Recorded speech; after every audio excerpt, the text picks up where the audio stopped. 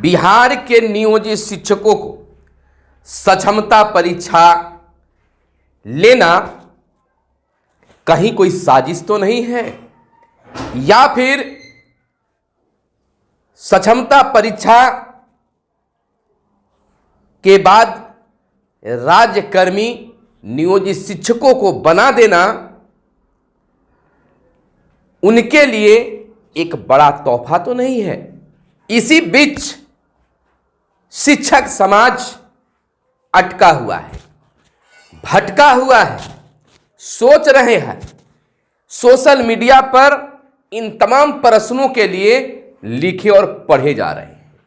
क्या है इसका राज, आज हम आपको बताएंगे कि क्या साजिश है या शिक्षकों को सचमुच में एक विशिष्ट शिक्षक बनाने का मकसद है बिहार सरकार का।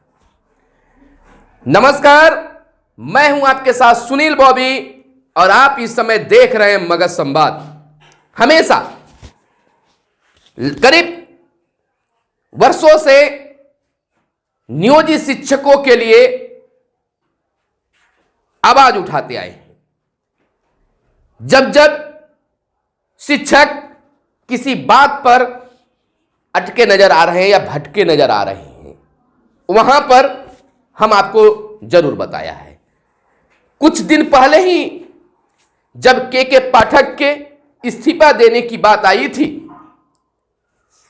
सोशल मीडिया, अन्य मीडिया जहां बता रहे थे कि के पाठक का जो पत्र वायरल हुआ है या उससे पहले भी कहा जा रहा था कि इस्तीफा दे दिए हैं, तो मैंने बताया था कि नहीं, वो इस्तीफा नहीं दिए हैं। पत्र जारी होने के बाद दावा किया जा रहा था कि इस पत्र का मकसद ही इस्तीफा है। तब मैंने भी कहा था कि इस तरह का पत्र लिखा जाना यह विभागीय छुट्टी है और इससे बड़ा कुछ नहीं है। आप किस चैनल पर विश्वास करते हैं जो आपका एक पत्र का सार भी बेहतर ढंग से नहीं समझा पाते हैं? आप उनको फॉलो करते हैं। खैर, आपकी यह जिम्मेवारी है। मुझे जहां तक आया मैंने बताया कि नियोजित शिक्षक की सक्षमता परीक्षा उनके लिए अभिशाप साबित होगा या वरदान। दोस्तों, मैं अपनी ओर से कोई बात नहीं बोलूंगा। आपके द्वारा जो सोशल मीडिया पर बातें चलाई जा रही है, चल रहा है, उन चीजों पर ही हम फोकस करेंगे। हां, बिहार के नियोजित शिक्षक हमेशा यह मांग करते आए हैं कि हमें भी सरकारी कर्मी बना दिया जाए, राज्यकर्मी बना दिया जाए। लेकिन राज्यकर्मी बनाने का यह मतलब नहीं है कि आपको एक सजा दे दिया जाए। बिल्कुल, जो आप आवाज उठा रहे हैं, सोशल मीडिया पर लिख रहे हैं, सरकार तक बातें पहुंचाने की कोशिश कर रहे हैं, उसी बात को मैं यहां रखना चाहूंगा। जैसा कि आप जानते हैं, पहले कुछ जानकारी हम दे देते हैं कि बिहार के नियोजित शिक्षकों का, बिहार के 3.5 लाख से भी ज्यादा नियोजित शिक्षकों का राज्यकर्मी बनाने के लिए सक्षमता परीक्षा लिया जाना है। वह सक्षमता परीक्षा पहले कहा गया था, कैबिनेट में भी मुहर लगी कि किसी एजेंसी के माध्यम से लिया जाएगा।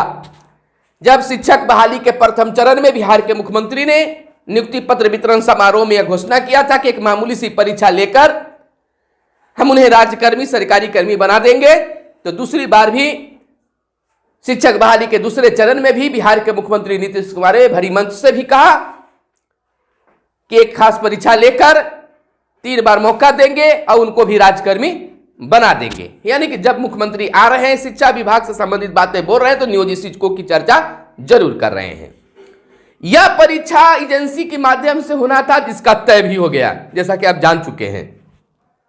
बिहार विद्यालय परीक्षा समिति, और यह भी आप जानते हैं क्योंकि आप भी ड्यूटी करते हैं मैट्रिक और इंटर और मैट्रिक परीक्षा में। फरवरी मैट्रिक और इंटर की परीक्षा में गुजर जाएगा। आ गया मार्च, तो मार्च और अप्रैल के बीच, मार्च या अप्रैल में यह खास परीक्षा, सक्षमता परीक्षा विशिष्ट शिक्षक बनाने के लिए, राज्यकर्मी बनाने के लिए लिया जा सकता है। तो कह सकते हैं कि यहां पर एक बड़ी साजिश भी है। हो सकता है कि यह परीक्षा अटक जाए, भटक जाए, क्योंकि लोकसभा चुनाव भी अप्रैल महीना में तय माना जा रहा है। अगर चुनाव की प्रक्रिया शुरू हो गई तब तो परीक्षा होते रहा, इंतजार और लंबी हो जाएगा। सरकार आखिरकार जिस प्रकार से बीपीएससी की परीक्षा 2 चरणों में ली, उसी रफ्तार से नियोजित शिक्षकों के लिए यह परीक्षा का आयोजन क्यों नहीं किया जा रहा है? जबकि जान रहे हैं कि बात कब से चल रही है, 2-3 माह से चल रही है। वो भी मारिए, हटाइए, लेकिन कैबिनेट में मुहर लगने का भी आज कई सप्ताह हो गए, 2 सप्ताह तो जरूर हुए। तो जिस रफ्तार से वहां परीक्षा लिया गया, फटाफट नियुक्ति पत्र बांटे गए और स्कूल भी ज्वाइन करवा दिया गया, तो क्या नियोजित शिक्षकों के साथ इतनी जल्दीबाजी नहीं होनी चाहिए? जो 18 साल 20 साल से आपके आदेश का पालन कर रहे हैं, यह होना चाहिए। तो हो सकता है कि यह साजिश का शिकार नियोजित शिक्षक हों। दूसरी कि अगर नियोजित शिक्षक सक्षमता परीक्षा पास कर जाते हैं तो अंकों की खेल शुरू होगी, अंकों के आधार पर स्कूलों की पोस्टिंग होगी। पहले तो बात चली थी तबादला को लेकर, शिक्षक खुश थे कि चलिए प्रखंड चेंज होगा, लेकिन बीच में बात आ गई कि अंकों के आधार पर, आपकी मेधा के आधार पर आपको जिला, प्रखंड और स्कूल मिलेंगे।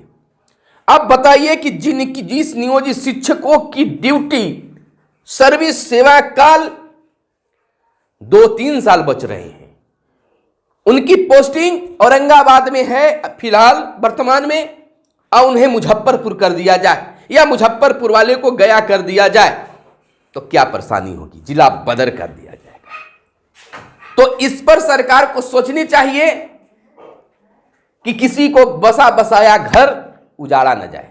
आपको गुणवत्तापूर्ण शिक्षा चाहिए।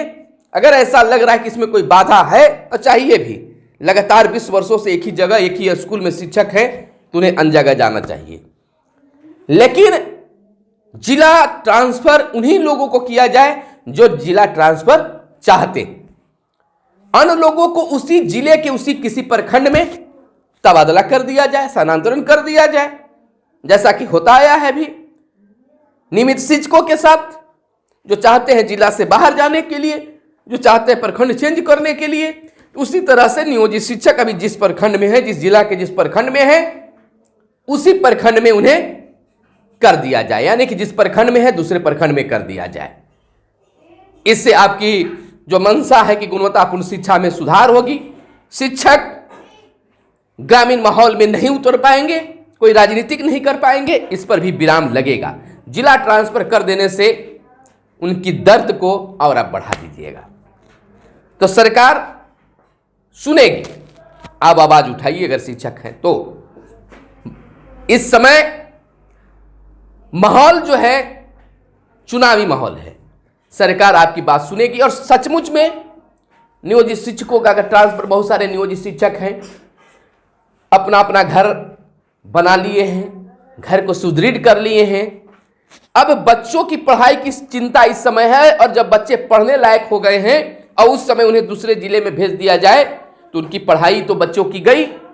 अब अपना ड्यूटी देखेंगे कि बच्चों की पढ़ाई देखेंगे, कैसे पढ़ रहा है, घर परिवार कैसा चल रहा है। तो इस मकसद से भी सरकार को चाहिए कि नियोजित शिक्षकों का ट्रांसफर प्रखंड चेंज किया जाए। यह मांग शिक्षकों की ओर से भी उठने लगी है। तो बस यही बताना चाह रहे थे कि नियोजित शिक्षकों की सक्षमता परीक्षा होगी, मार्च अप्रैल में होगी, बिहार विद्यालय परीक्षा समिति के माध्यम से होगी। मार्च अप्रैल में आयोजित की जा सकती है परीक्षा, और तब उसके बाद में राजकर्मी की दर्जा मिलेगी। लेकिन अगर कहीं कुछ बात अगर हुआ, चुनाव की अधिसूचना जारी हो गई, समय नहीं मिला बिहार विद्यालय परीक्षा समिति को, ऐसा भी तो फुलिंग चल रहा है, इंटर की परीक्षा के बाद मैट्रिक की परीक्षा, उसके बाद आपके बारे में सोचा जा सकता है, तो लटक सकता है, भटक सकता है। तो आपको यह जिस प्रकार से ट्रांसफर की बात आप जानते हैं कि जो भी शिक्षा मंत्री आए जल्द कर रहे हैं, कमेटी बना रहे हैं, सॉफ्टवेयर बना रहे हैं, आज तक कुछ नहीं हुआ। तो हो सकता है कि 6 महीना, साल भर भी आपको राजकर्मी बनने में समय लगे। यह जरूर कहूंगा कि जिस प्रकार से बीपीएससी की फॉर्म निकाली गई, वैकेंसी निकाली गई, जिस रफ्तार से परीक्षा जिस रफ्तार से ली गई, उनकी नियुक्ति जिस प्रकार से की गई, विद्यालय में स्थापित कर दिया गया, पदस्थापित कर दिया गया, उस रेशियो से नियोजित शिक्षकों के सक्षमता परीक्षा या उन्हें राजकर्मी बनाने का जो प्रक्रिया है उस रफ्तार से न है, इसके लिए इंतजार करना होगा। ये जरूर है तो आप समझ सकते हैं कि आपके लिए अभिशाप साबित होगा या वरदान साबित होगा। दोस्तों, चलने से पहले आपसे आग्रह है कि लगातार आपके साथ 3 सालों से और आपके बीच लगातार सोशल मीडिया के माध्यम से भी बहुत लोग पहचानते हैं, जानते हैं।